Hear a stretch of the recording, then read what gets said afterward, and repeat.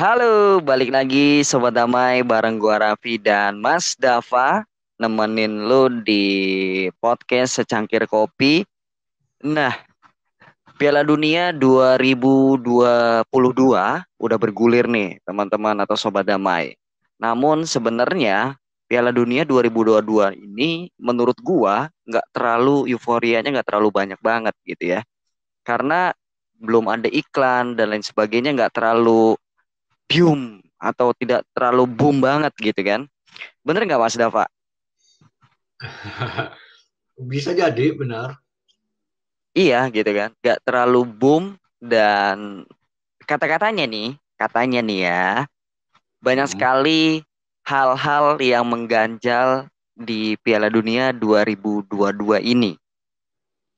Ya, mungkin salah Ya. satunya adalah eh, persoalan tutup mulutnya ya mungkin ini udah dilakukan ya sama tim Jerman. Apa sih gitu kontroversial yang banyak banget ini sampai membuat Piala Dunia 2022 ini mengganjal. Di hati gue juga sama, ada sesuatu yang besar dan ada sesuatu hal yang aneh gitu. Menurut lu gimana Mas Dava? Menurut saya pribadi, acara Piala Dunia 2022 ini sangat apa ya? Bisa dibilang acak-acakan iya, bisa Hmm. dibilang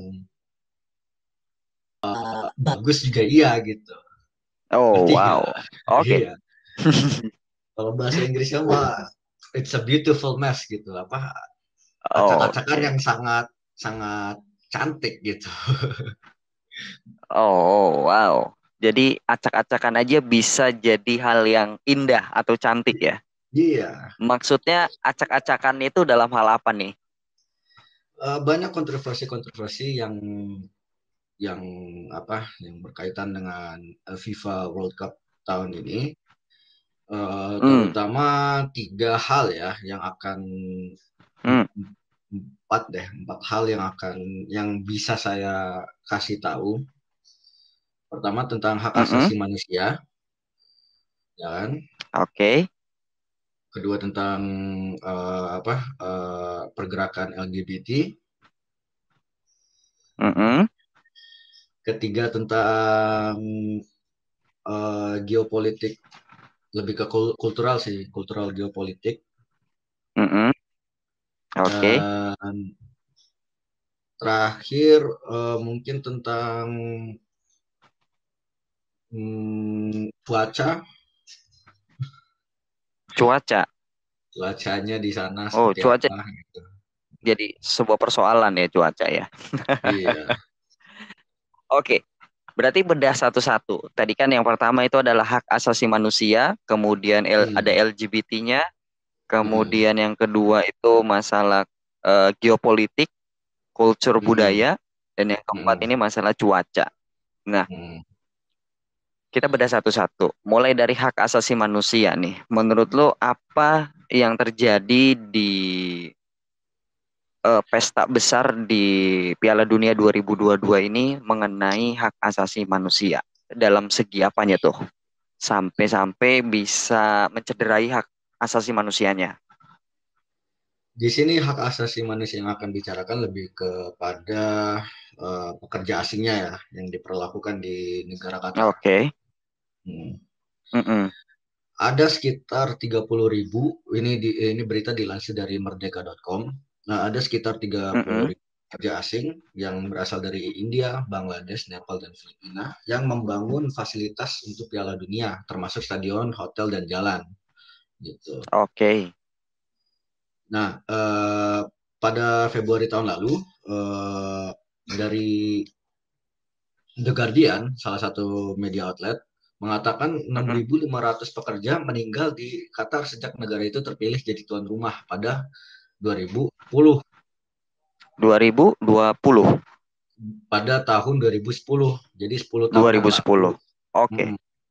11 tahun, 10 sampai 11 tahun yang lalu, udah apa ya, angka pekerja yang meninggal di tempat ketika bekerja membangun stadion dan sebagainya itu angkanya mencapai 6.500 Wow. gitu. Eh, Data ini diperoleh dari sejumlah kedutaan yang ada di sana. Namun pemerintah sana mengatakan angka itu keliru karena menghitung jumlah pekerja asing yang sudah lama tinggal di Qatar dan tidak Mm-mm. bekerja dalam proyek piala. Itu sih imingannya Oh, gitu. Tapi tidak tidak nutup soal angka ini. Maksudnya gini, eh, dari 30.000 itu tidak ada hak yang diberikan kepada mereka seperti hak asasi manusia yang sepenuhnya gitu kayak asuransi gitu kan, asuransi oke. tenaga kerjaan, Yap. tem- tempat tinggal yang layak gitu Mm-mm. dan sebagainya. Soalnya yang saya pernah nonton beberapa wawancara dari orang asing yang bekerja di sana. Mm-mm. Hmm, ada asumsi, ada tuduhan bahwa mereka pekerja di sana itu pasportnya disita Wow. gitu. Meskipun mereka Oke. di meskipun mereka digaji 3 kali lipat gitu ya. Mm-mm. Tapi yang mereka tidak dapat itu eh, adalah tempat tinggal yang layak, tempat tidur yang layak gitu. Oke. Terus tidak diberikan hak asasi yang setara gitu dengan manusia yang lain. Mereka itu diperlakukan sebagai budak modern gitu. Oke. Dan ini asuransi ketenagaan kerjaan gitu. Eh, mereka kan banyak yang udah mah paspor disita nggak bisa pulang dan kerja di sana tuh high risk gitu kan. Oke. High risk, high Hmm, high return ya. high risk high reward. Iya kan. Jadi Investasi. Tapi iya, memang beberapa isu yang mengatakan bahwa stadion-stadion di Qatar kan baru-baru semua tuh ya. baru-baru semua. Ada 6 stadion kalau nggak salah ya. 6 stadion atau berapa stadion yang dipakai Piala Dunia? eh ada 8 stadion dan 7-nya itu dibangun khusus untuk Piala Dunia. Wow. Jadi 7 stadion, satu stadionnya itu berhektar-hektar juga kan, lumayan. Iya, lumayan dan ada Iya, kita 100 hotel yang dibangun.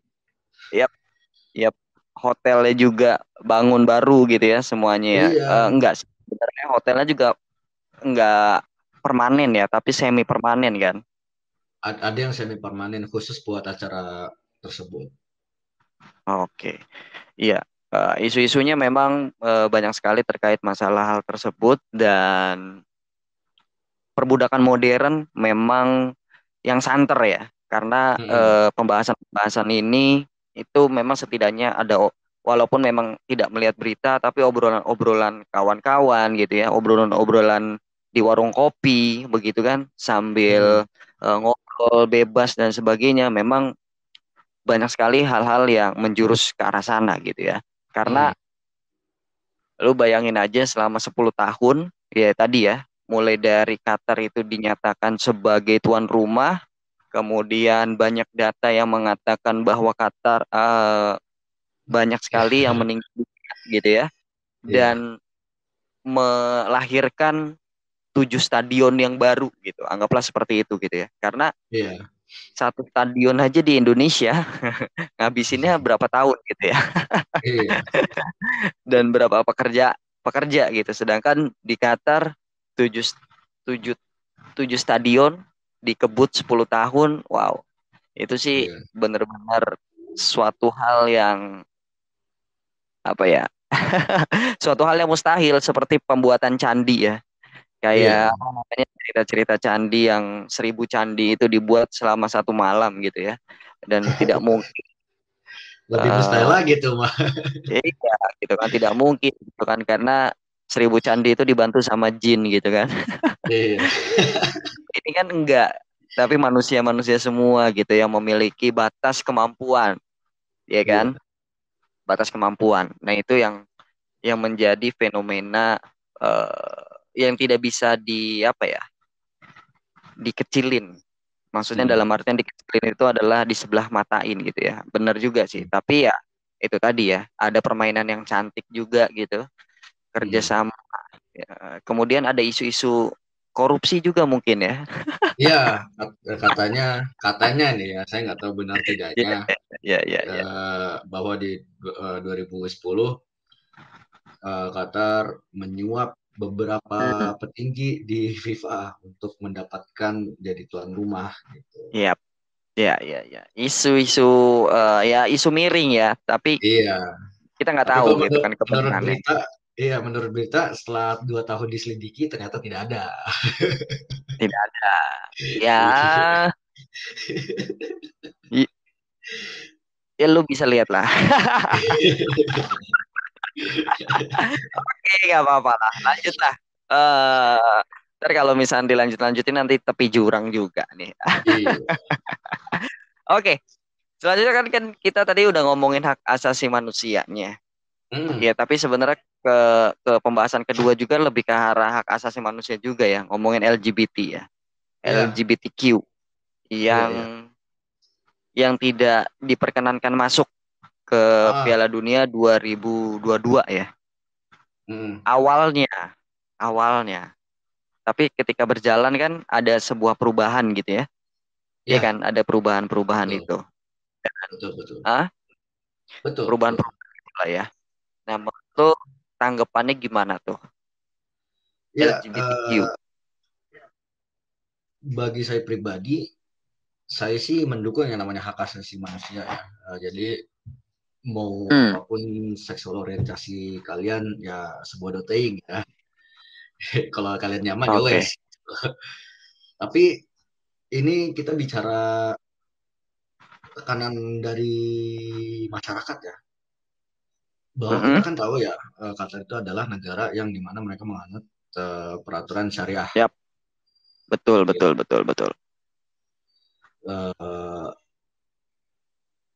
Qatar sendiri pun dari awal bukan bukan melarang orang-orang LGBT, bukan, tapi mereka Hmm, melarang orang yang membawa atribut atau orang yang ingin menyuarakan opini mereka terhadap LGBT tersebut. oke. I Gitu. see. Jadi misalkan Akang nih mau ke apa, ke Qatar nonton Piala Dunia, anggaplah Akang sebagai orang warna-warni ya, ya anggaplah Ya, ya, gitu. ya, ya anggap ya.